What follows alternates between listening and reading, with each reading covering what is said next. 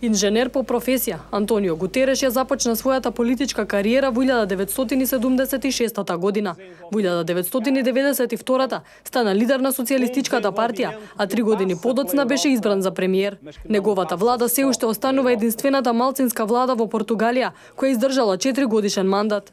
Како меѓународно прочуен португалски политичар, Гутереш учествувал во справувањето со најголемите кризи, меѓу кои Источен Тимор, каде беше активен во преговорите што доведоа до независност на поранешната португалска колонија окупирана од Индонезија. Ја извршуваше функцијата висок комесар на Обединетите нации за бегалци од 2005 до 2015 година, предводејќи агенцијата низ најголемите бегалски кризи, вклучително Сирија, Авганистан и Ирак.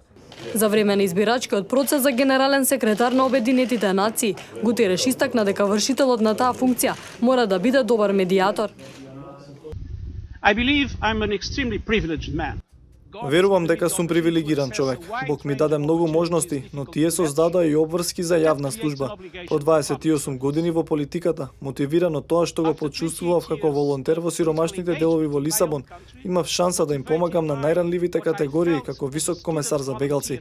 Неверојатна привилегија, но ужасна фрустрација, бидејќи не постоеше хуманитарен одговор на нивниот проблем.